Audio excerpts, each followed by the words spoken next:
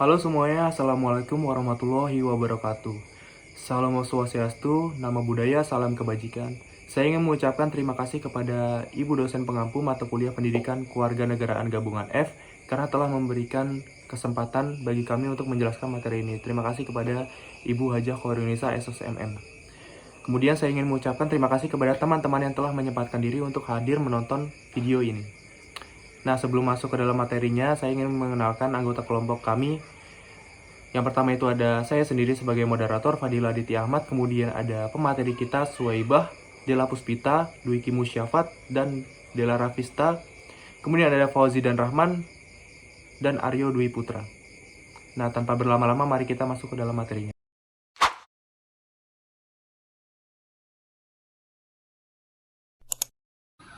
Masuk ke materi, apa itu disrupsi digital?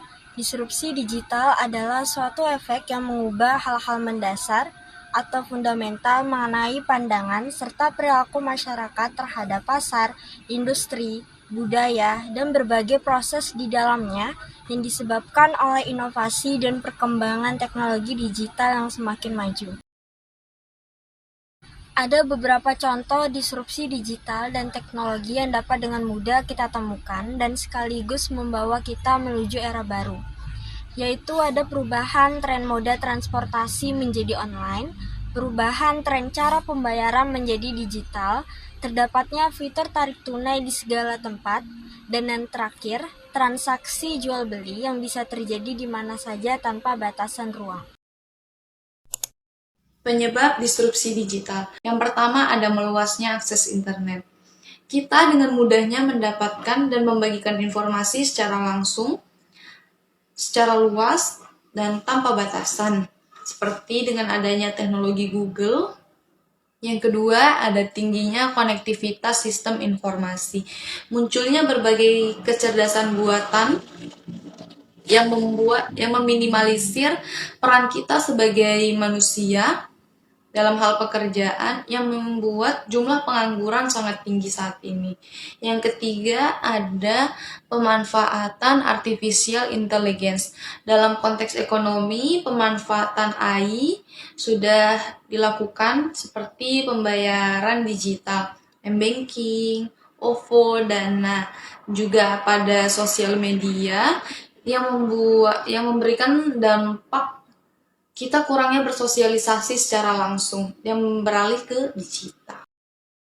Dampak disrupsi digital. Terdapat dampak negatif dan positif yang dihasilkan dari disrupsi digital.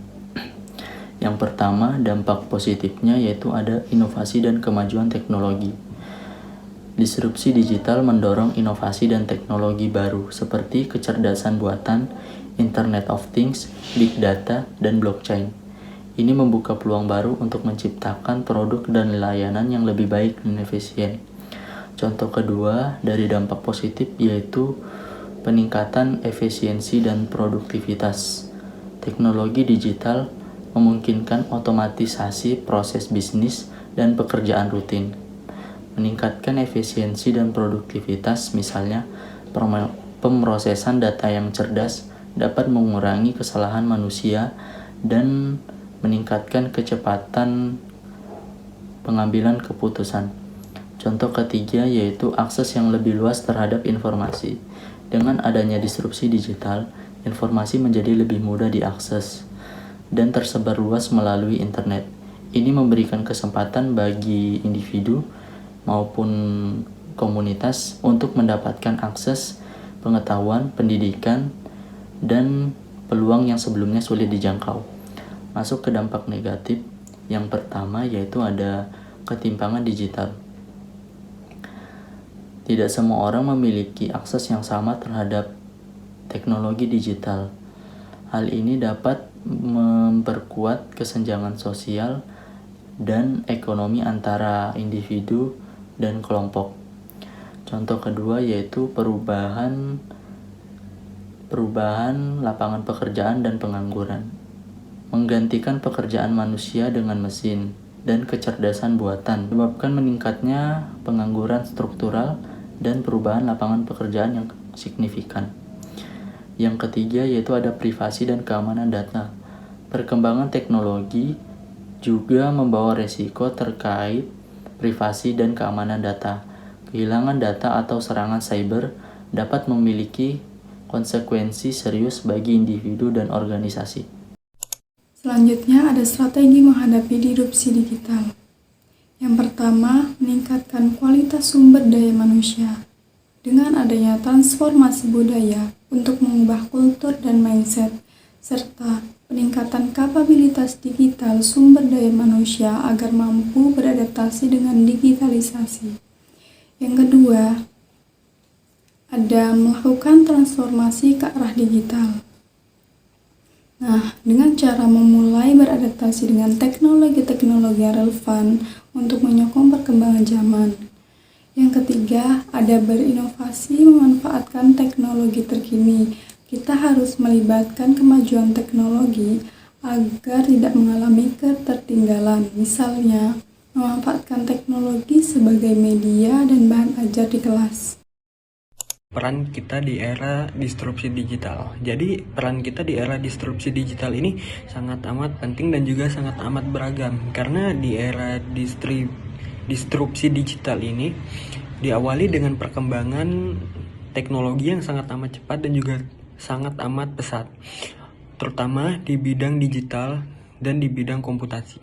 Ada juga beberapa peran-peran yang dapat kita ambil di era disrupsi digital ini. Yang pertama adalah penyedia inovasi, di mana kita berperan untuk mengembangkan suatu solusi dan membuat sebuah produk baru menggunakan teknologi digital dan juga untuk memecahkan suatu masalah yang ada. Yang kedua ini adalah pemimpin transformasi digital, di mana ini membantu mengenali perubahan, merancang strategi digital, dan menerapkan teknologi yang relevan dan memberikan pengalaman pengguna yang unggul. Dan yang ketiga adalah pengusaha digital, di mana kita dapat memulai bisnis baru atau mengembangkan bisnis yang sudah ada, tetapi kita mengembangkannya secara digital. Yang keempat, ahli keamanan cyber. Kita dapat berperan dalam melindungi data, sistem dan infrastruktur digital dari serangan dan ancaman yang beragam. Yang kelima, pendidikan dan pelatihan digital. Kita dapat berbagi wawasan tentang teknologi digital. Yang keenam, pengguna teknologi. Kita berperan dalam mengembangkan teknologi dan memanfaatkannya.